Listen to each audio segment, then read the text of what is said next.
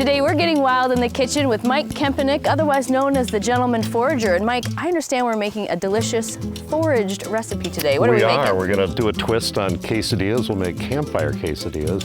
We have these beautiful chanterelle mushrooms. Ooh, that sounds delicious. Well, I have my handy dandy camping grill. You ready to get started? Perfect. Okay. All right.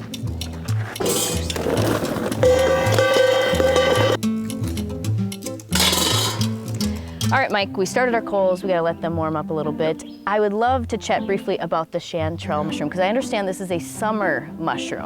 It is. Chanterelles are just starting up now, and they'll run basically from July to October. Really? So you got plenty of time to get out there in the woods and find some. All right, Mike, let's get started. I'm getting hungry. What are the first Yeah, steps? me too. Well, let's get some shallots ready. Okay.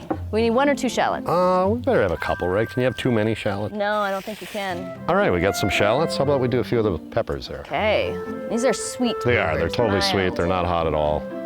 Okay, got the peppers. Let's get some chanterelles here. And you know, if you don't have some water, it's great because they're normally not terribly dirty. And the other thing we're just gonna do is make sure we have sort of uniform sized mushrooms so they cook all about the same rate.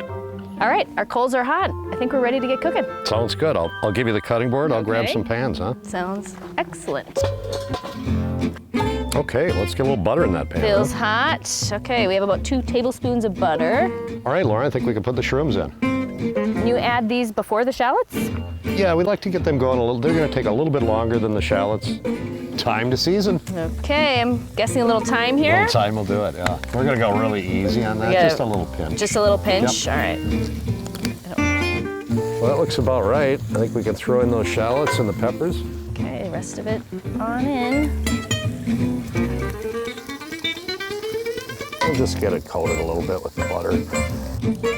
All right, it looks like our mushrooms and our shallots are cooked. Are we ready for the next step? I think we're ready. It smells really delicious. It does smell good. What's next? Well, let's take those out. We're just gonna set them aside for a minute, and we'll get a tortilla with some of that great Tinga. Ooh. And we'll get that on the bottom of the pan and Okay. start kind of making our quesadilla. So we're shredding cheese. I love the idea that you're just using string cheese because it's easy if you're camping. It's super easy if you're camping. I usually have cheese with me anyway. And we don't want to cover up the flavor of the chanterelles with too many different flavors that might overpower it.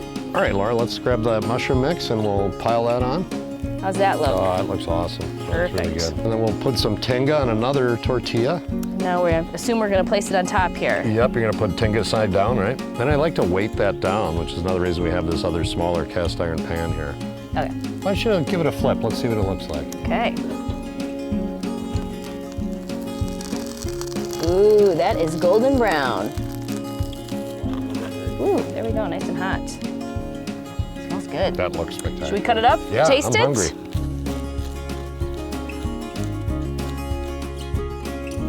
You ready to give it a taste? I am, I'm hungry. Me too. There's something about foraging for your food that just makes it taste that much better. Absolutely. So good. Not bad, huh? Thanks, Mike. Thanks for having me.